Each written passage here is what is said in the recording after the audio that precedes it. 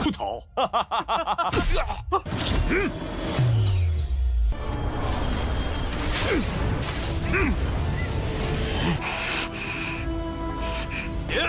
终绝刀。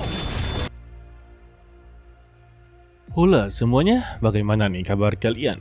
Semoga dalam keadaan baik-baik saja, sehat selalu, serta dilancarkan rezekinya ya guys, amin. Seperti biasa, untuklah di hari Jumat, kita akan melanjutkan tongwa dari Alchemy Supreme atau Lord Peitien.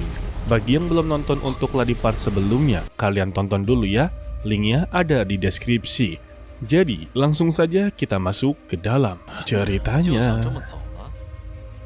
Peitien meminta kepada kedua orang ini untuklah meminta maaf kepada kakak dan ayahnya. Jika tidak, maka merekalah yang akan menerima konsekuensinya. Bukannya mereka menuruti perintah dari Peitien, malah menertawakannya. Karena dia hanyalah seorang bocah, tetapi berani untuklah memerintahkan mereka yang berasal dari aliran petir ungu. Tertawaannya juga terus-terusanlah menghina, membuat Peitien sungguh begitu kesal dan langsunglah menamparnya sampai terpental. Bahkan untuk anaknya juga terkena tekanan spiritual yang begitu kuat. Sampai-sampai untuk tetua ini menjadi begitu ketar-ketir. Namun dia masih merasa kalau statusnya lebih tinggi daripada Peitien. Dia mengancamnya. Apakah dengan tindakan dia ini, yakin inginlah sekali bermusuhan dengan pihak mereka. Sayangnya, ancaman tersebut tidaklah berdampak kepada Peitien. Lalu, si Raja Pedang keluar dari persembunyiannya dan menerjang ke arah pelindung Xie, membuat pertahanannya langsunglah hancur, dan dia pun langsunglah diberikan ancaman kepada Peitien. Kalau dia mengira pihak mereka jauh lebih kuat daripada keluarga Su, itu boleh-boleh saja. Tetapi yang perlu mereka ingat, kalau keluarga Su tidak bisa diremehkan begitu saja. Dan juga janganlah pernah berpikir kalau keluarga Su tidak berani untuk menghabisi nyawa seseorang. Kali ini ancaman dan peringatan dari Peitien langsunglah didengar. Dia langsung meminta maaf atas kesalahannya. Dan dia bersujud ke arah kakak dan ayahnya Peitien sembari berjanji tidak akanlah macam-macam kepada mereka. Dan kakaknya meminta kepada Peitien biarkanlah mereka pergi dari sini dan janganlah menambah masalah yang tidaklah harus ditambah. Peitien mengiyakannya, namun dia memberikan satu peringatan kepada mereka. Jika macam-macam, dia sendirilah yang akan datang untuk menghabisi mereka berdua. Dan satu lagi, beritahu kepada ketua mereka kalau besok hari dia akanlah datang sendiri. Waduh! Lalu mereka pun langsunglah diusir dari keluarga Su. Dan pada malam harinya, ternyata untuk Nona Meier sudah bisa tersadarkan dan juga bisa untuklah bangkit berdiri. Namun, lukanya ini masihlah belum begitu pulih. Peitien yang datang untuklah berkunjung langsunglah dipeluk oleh Nona Meier. Tetapi ya sebagai pria sejati, dia sama sekali tidaklah tergoda dengan Meier. Ya seperti biasa ya. Dan dia meminta kepada Meier jangan terlalu banyaklah bergerak. Luka dia ini barulah sembuh. Jika kebanyakan bergerak, maka dia bisa sakit kembali. Ketika mereka duduk bersama, Nona Meier memberitahunya, lukanya memang sudah sebagian pulih. Tetapi untuk masalah kultivasinya sudah hilang sepenuhnya. Jadi ya, dia hanya bisa berlatih kembali seperti semula. Bagi Peitien itu tidaklah menjadi masalah. Yang terpenting, titik meridiannya sama sekali tidaklah hancur. Sebab dia masih bisa untuklah menjadi seorang kultivator. Dan dia akanlah mewariskan ilmu Xuanbing kepadanya. Dan bisa dikatakan, dia akanlah mempunyai kemampuan terbaru dan juga jalur kultivasi yang terbaru. Terlebih, warisan yang akan diberikan oleh Peitien ini dapatlah meningkatkan kecepatan pelatihannya. Jika benar-benar beruntung, mungkin saja untuk kemampuan yang sebelumnya hilang bisa untuklah muncul kembali. Mendengar itu, Nona Meier meminta kepadanya langsung saja lakukan. Dan mereka pun langsunglah berpegangan tangan untuk Peitien pasti akanlah menyalurkan seluruh warisannya kepada Nona Meier. Dan pada akhirnya Peitien berhasil untuklah menyalurkan ilmu terbarunya yang dia sebut sebagai mantra kekalahan. Waduh, Ditambah ilmu yang diberikan oleh Petin ini begitu sangatlah berharga. 这是 Bagi Nona Me'er, ucapan terima kasih itu tidaklah cukup.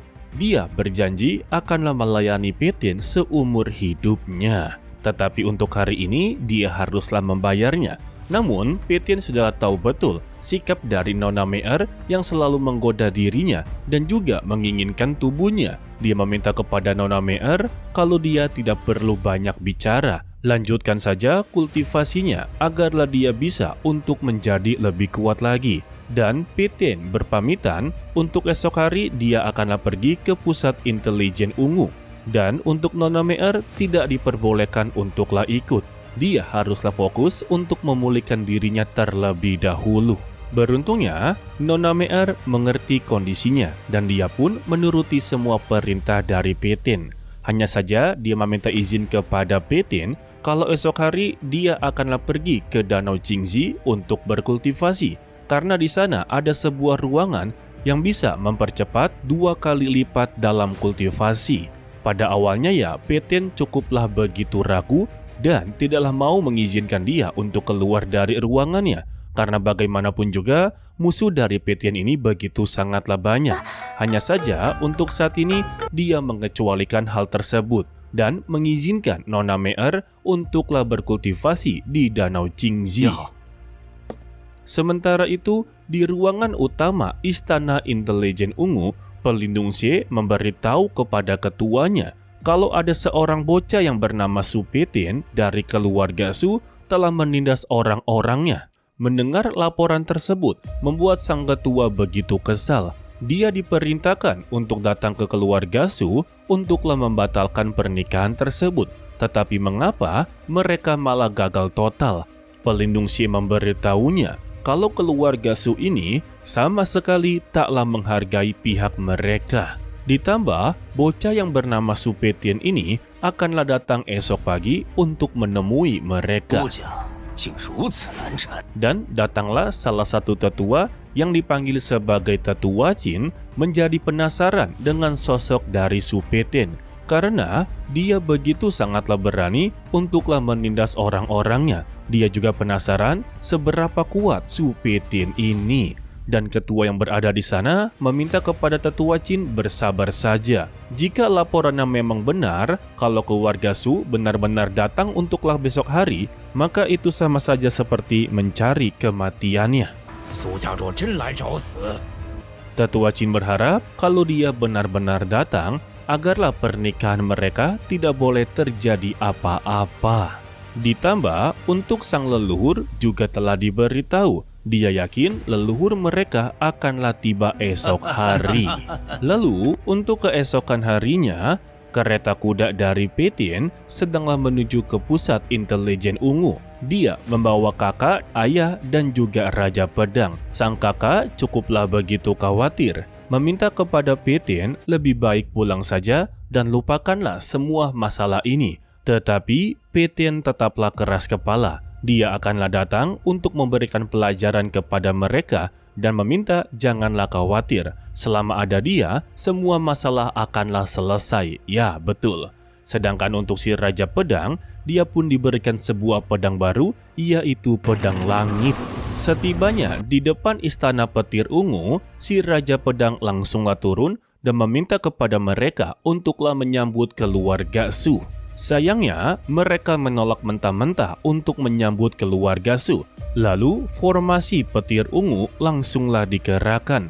Mereka menantang keluarga Su, jika mereka mampu untuklah menghancurkan ini, maka mereka berhak untuk memasuki istana mereka. Si Raja Pedang pun menjadi begitu tertantang.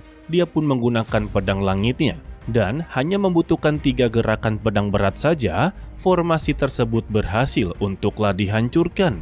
Kini, gerbang dari Istana Petir Ungu sudah tidak memiliki formasi penjagaan, yang membuat Petin dan lainnya berhasil memasukinya tanpa adanya hambatan. Sayangnya, baru saja beberapa langkah, ternyata untuk tetua yang berada di sana sungguhlah tidak terima kalau formasi kebanggaannya dapat dihancurkan dengan begitu mudah. Dan dia pun mengeluarkan monster serigala petir ungu. sembari mengancam jika mereka tidak ingin kenapa-napa, maka berlutut dan memohon ampun kepada mereka, maka masalah ini akanlah selesai. Tetapi ancaman tersebut ya tidak mungkin membuat Peitian begitu gentar. Justru Peitian langsunglah menantang kepada mereka semua seberapa kuat mereka bisa untuklah menghadapi dirinya. Dan kita bersambung untuklah dilanjutkan part berikutnya, yaitu hari Selasa minggu depan ya guys, yang dimana kita sudah pasti tahu kalau keluarga petir ungu ini akanlah mendapati konsekuensinya tersendiri ya. Tetapi jangan sampai kejadian dari sekte sebelum-sebelumnya, yang dimana leluhurnya ternyata mengenali sosok dari Peitian. Ya semoga aja untuk leluhur dari petir ungu ini bukanlah teman dari Peitian guys. Tetapi ya jika memang teman tidak menjadi masalah ya. Oke lah, sepertinya cukup sampai di sini saja dulu untuklah video kali ini. Mimin ucapkan terima kasih kepada kalian yang telah menonton sampai akhir. Pesan dari Mimin, tetaplah menjadi orang yang baik walaupun itu sangatlah sulit. To be continue, sampai jumpa di video berikutnya. Bye bye.